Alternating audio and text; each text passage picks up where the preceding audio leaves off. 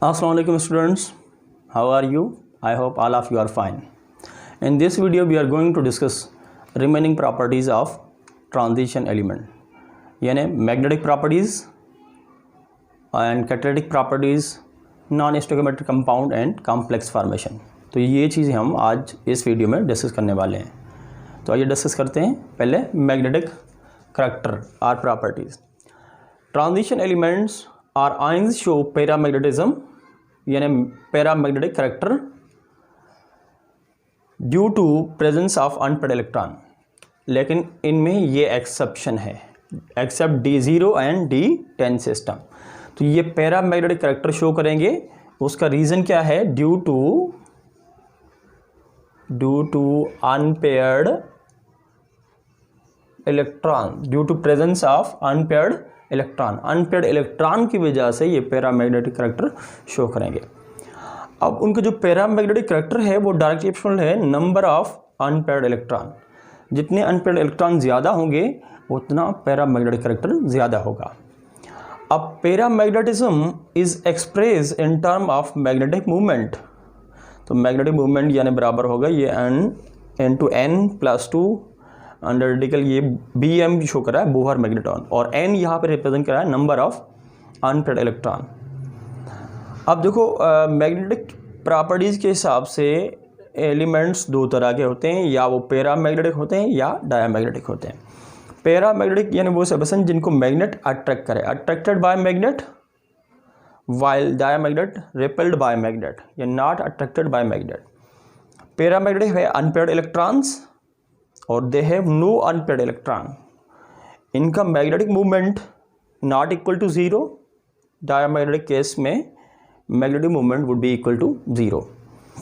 अगर हम transition element की बात करें, ख़ास तौर पर 3D सीरीज़ की, तो हम देखेंगे स्कैंडियम के केस में अगर मैं बात करूं अनपेयर्ड इलेक्ट्रॉन्स की, तो यहाँ पे 1 अनपेयर्ड इलेक्ट्रॉन होगा और इधर 2 अनपेयर्ड इलेक्ट्रॉन होंगे, इधर 3, यहाँ पे 6 और इस केस में 5, देन 4, 3, 2, 1 एंड 0।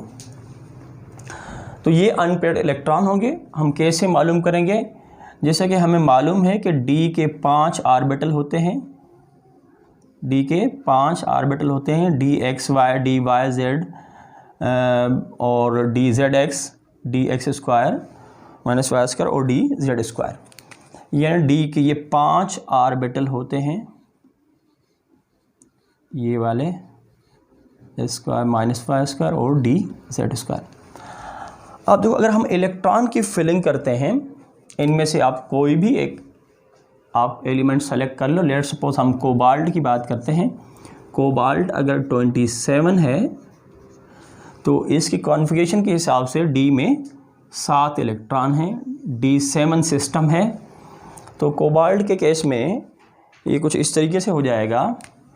अगर D7 है यानी ये 3D7 सिस्टम है, 4s2 3D7। तो अब 7 इलेक्ट्रॉन हमने फिल करने हैं, तो पहले ये सारे सिंगली ऑक्यूपाई होंगे, उसके बाद पेयरिंग टेक प्लेस। अब ये हो जाएंगे 6, ये 7। तो अब देखो अनपेयर्ड इलेक्ट्रॉन कितने बचे? 3। तो इसीलिए हमने यहाँ पे ये लिखा कि कोबाल्ट के केस में 3 अनपेयर्ड इलेक्ट्रॉन होंगे। ठीक है। अब इनमें से ख़ास तौर पर अगर देखा जाए, ये वाले जो एलिमेंट हैं आयरन, कोबाल्ट और nickel, they are called as ferromagnetic substance, यानी इनको हम फेरोमैग्नेटिक कहते हैं। Because they can be magnetise, because they can be magnetise. ठीक है, इसलिए इनको फेरोमैग्नेटिक कहा जाता है। तो बच्चों, अब इनसे रिलेटेड, इस टॉपिक से रिलेटेड किस तरीके के सवाल आ सकते हैं? वो सवाल इस तरीके से आ सकते हैं कि आपको कुछ भी एलिमेंट होंगे, पहले आपसे पूछा जाएगा कि इसमें अनपेयर्ड इलेक्ट्रॉन कितने हैं। मिसाल के तौर पर जैसे कि ये सवाल है, वो समझो ये एक आपका MCQ हो जाएगा। हाउ मेनी या which contain maximum number of unpaired electron, which contain maximum number of unpaired electrons, ये सवाल है। Option A scandium +3, option B Mn+2, option C Fe+3, option D Cu+1। अब हमने बताना है कि किसके अंदर maximum number of unpaired electron होंगे। देखो अगर एलिमेंट देता तो यहाँ से हम इजीली मालूम कर सकते हैं, लेकिन उन्होंने आयंस दिए हैं। अब जो स्कैंडियम अगर 3 स्टेट में होगा तो कॉन्फिगरेशन यानी इसके 4s के इलेक्ट्रॉन भी इसने लूज़ किए और 3d के इलेक्ट्रॉन भी लूज़ किए, तो यहाँ पे d में कोई इलेक्ट्रॉन नहीं है, ना ही s में, तो यहाँ पे 0 होगा। अगर यहाँ मैग्नीज़ के केस में देखेंगे तो मैग्नीज़ 4s2 3d5 होता है। अब इसके केस में s वाले इलेक्ट्रॉन तो यहाँ इसने लूज़ कर दिए, अब 3d5, तो d के अंदर 5 इलेक्ट्रॉन है तो अनपेयर्ड इलेक्ट्रॉन यहाँ पे होंगे 5। Fe 4s2 3d6 है तो d के अंदर इधर भी होंगे 4s0 और ये 3d5, तो यहाँ पे भी 5 इलेक्ट्रॉन होंगे। अगर कॉपर के केस में देखें तो 4s0 ये 3d10 होगा, तो यहाँ पे भी 0 इलेक्ट्रॉन होंगे। इस केस में भी 0 इलेक्ट्रॉन होंगे। तो maximum number of unpaired electron पूछा गया है तो इन दोनों के अंदर सेम है, तो ये दोनों ऑप्शन ठीक होंगे, B as well as C, both are correct. इस तरीके से आपसे सवाल पूछे जा सकते हैं। अब जब अनपेयर्ड इलेक्ट्रॉन आप लोगों ने मालूम कर लिए तो या इस तरीके से भी आपको कहा जा सकता है ये सवाल कि इनमें से पैरामैग्नेटिक करैक्टर किस में होगा और किस में डायमैग्नेटिक करैक्टर होगा, तो इस तरीके के सवाल पूछे जा सकते हैं। ठीक है। और अब अगर हम देखें कि यहाँ पे जिंक के अंदर, या एक सवाल ये आ सकता है जिंक के अंदर जिस तरह डी में 0 इलेक्ट्रॉन है, इस तरीके से अगर मैं कुछ और एलिमेंट देखूं तो यूँ समझ लो ये MCQs है। Which of the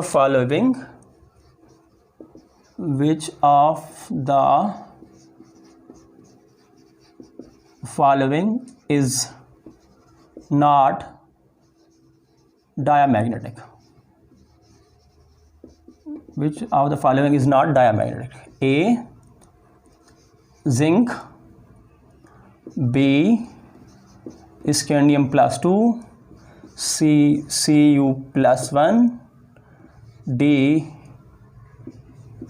none of these।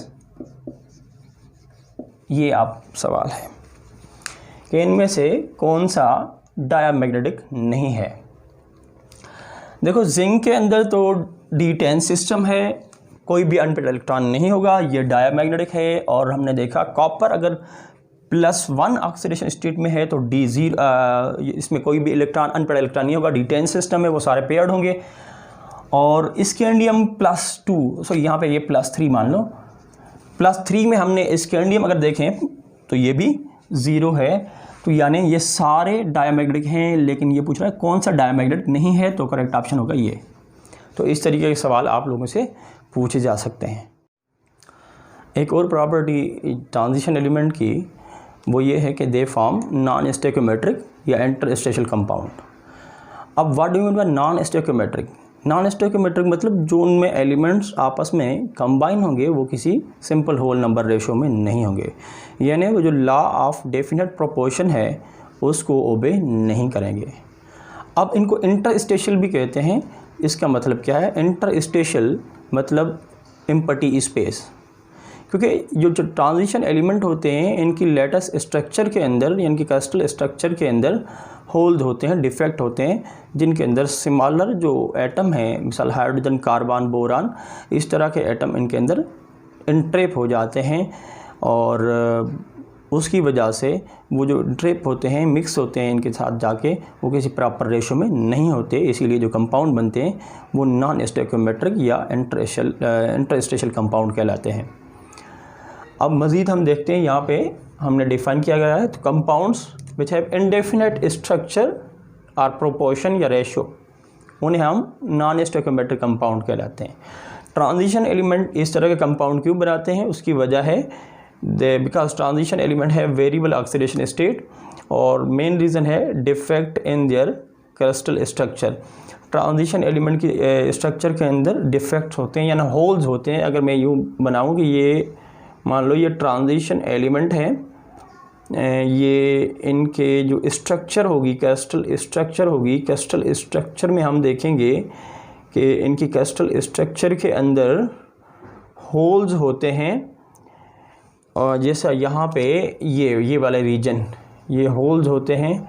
In holes में छोटे छोटे जो एटम्स हैं, कार्बन, हाइड्रोजन, नाइट्रोजन, बोरान जैसे, ये इनके अंदर ये वाले छोटे एटम्स, हाइड्रोजन, बोरान, कार्बन, इस तरह के एटम यहाँ पे ट्रेप हो जाते हैं, जिसकी वजह से, और वो जो ट्रेप होते हैं वो भी एक प्रॉपर रेशो में नहीं होते, इसीलिए इनको नॉन स्टोइकोमेट्रिक कंपाउंड कहते हैं। अब इसका रिजल्ट यानी स्मॉल इनके अंदर होल्स होंगे, जिसकी वजह से hydrogen, boron, carbon, nitrogen get resided with in the holes present in their crystal lattice of these element, and they have no stoichiometric ratio, they bear no stoichiometric ratio, that's why they are called non stoichiometric compound. ये इनकी कुछ मिसाल हैं, जैसे यहाँ पे titanium तो 1 है, लेकिन हाइड्रोजन का रेशो होल नंबर में नहीं है, या हाइड्रोजन होल नंबर में नहीं, या आयरन होल नंबर में नहीं है। और यानी जो अलॉय है, नेक्स्ट टर्म है अलॉय। अलॉय भी एक नॉन स्टोइकोमेट्रिक कंपाउंड है। ये एक्चुअली मिक्सचर है ऑफ 2 और मोर मेटल्स, समटाइम्स इनमें नॉन मेटल भी मिक्स होते हैं। तो सबस्टेंस कंटेनिंग 2 और more metals are known as alloy. Transition element form alloy due to having almost similar size. अगर ट्रांजिशन एलिमेंट की साइज़ की बात करेंगे तो इनकी साइज़ ऑलमोस्ट सेम होती है, जिसकी वजह से अगर इनकी क्रिस्टल लैटिस की बात की जाए तो इनकी क्रिस्टल लैटिस स्ट्रक्चर में, इनकी जो स्ट्रक्चर होती है, इसमें एक एलिमेंट के एटम को हम रिप्लेस कर सकते हैं दूसरे एलिमेंट के एटम से। दूसरे एलिमेंट के एटम से, मिसाल के तौर पर ये एक एलिमेंट के एटम है, अब इसमें से मिसाल के तौर पर इसको हम रिप्लेस कर देते हैं किसी और एटम के साथ, या इसको भी रिप्लेस कर दिया क्योंकि उसकी भी साइज़ यहाँ इसके सिमिलर होती है, तो ये समझो अलॉय बनेगा। अब जैसे मिसाल है अलॉय की, ब्रास, कॉपर और जिंक के कॉम्बिनेशन से बनेगी, ब्रॉन्ज, कॉपर, जिंक और टिन के कॉम्बिनेशन से बनेगी। और alloy having mercury as one of their component, यानी ऐसे अलॉय जिनमें मर्करी जो है एज ए कंपोनेंट हो, तो उनको हम एक नाम देते हैं अमलगम्स, दे आर कॉल्ड अमलगम्स। अगर हम बात करें इंटरस्टेशियल कंपाउंड या अलॉय की और प्योर एलिमेंट की, तो हम देखेंगे कि जो मेल्टिंग पॉइंट होता है या हार्डनेस की बात करें, हार्डनेस होगी, तो ये प्योर मेटल की जो हार्डनेस होगी या मेल्टिंग पॉइंट होगा, ये लो होगा देन नॉन स्टोइकोमेट्रिक कंपाउंड्स हैं, नॉन स्टोइकोमेट्रिक कंपाउंड्स हैं। तो यही रीज़न है कि हालांकि यहाँ पे कुछ छोटे छोटे ये एलिमेंट उनमें ट्रेप हो रहे हैं, उनमें कोई प्रॉपर बॉन्डिंग नहीं होती, फिर भी हम इनको कंपाउंड इसलिए कह रहे हैं क्योंकि जब ये ट्रेप हो जाएंगे तो ट्रांजिशन एलिमेंट की जो प्रॉपर्टीज़ हैं वो चेंज हो जाएंगी। यानी प्योर मेटल्स का जो मेल्टिंग पॉइंट होगा वो लो होगा नॉन स्टोइकोमेट्रिक कंपाउंड से या अलॉय से, और जो इनके अलॉय बनेगी या नॉन स्टोइकोमेट्रिक कंपाउंड बनेंगे वो थोड़े हार्ड होंगे। अगर मैं रिएक्टिविटी की बात करूँ तो रिएक्टिविटी जो होगी प्योर मेटल की ज़्यादा होगी।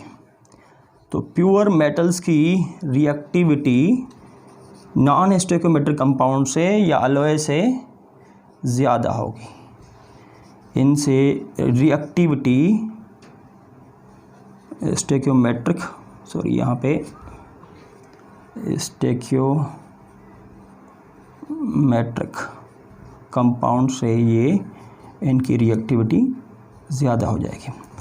जबकि अगर हम बात करें कंडक्टिविटी की तो कंडक्टिविटी रिमेंस सेम, कंडक्टिविटी में इतनी कोई चेंज नहीं आएगी।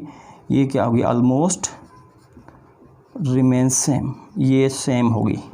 इसमें कोई चेंज नहीं आने वाला। Catalytic properties of transition element. Transition elements and their compounds are used as a catalyst, यानी ट्रांजिशन एलिमेंट हों या उनके कंपाउंड्स हों, वो एज अ कैटलिस्ट इस्तेमाल होते हैं। आखिर इसकी वजह क्या है? इसकी वजह है due to presence of vacant D orbital and variable oxidation state, और transition element provide large surface area, क्योंकि सरफेस एरिया ज़्यादा होगा तो रेट ऑफ रिएक्शन ज़्यादा हो जाएगा, और ability to form unstable intermediate compound. तो ये रीज़न है जिसकी वजह से ट्रांजिशन एलिमेंट और their compound are use as a catalyst. अब देखो ये कुछ मिसाल है यहाँ पे कैटलिस्ट, जब मिसाल निकल यूज़ होता है इन हाइड्रोजनेशन ऑफ वेजिटेबल ऑयल, या जो हम ऑर्गेनिक केमिस्ट्री में हाइड्रोजनेशन रिएक्शन पढ़ते हैं कि अनसैचुरेटेड कंपाउंड जो हैं वो हाइड्रोजनेशन पे अल्केन में सैचुरेटेड कंपाउंड में कन्वर्ट होते हैं। और Fe आयरन इस्तेमाल होगा हेबर प्रोसेस में in manufacturing of ammonia. Platinum is used in Oswald process that is used for manufacturing of nitric acid. Vanadium pentoxide, sorry ये पेंटाऑक्साइड, यहाँ पर वेनेडियम पेंटाऑक्साइड यूज़ होता है कॉन्टैक्ट प्रोसेस में in manufacturing of sulphuric acid.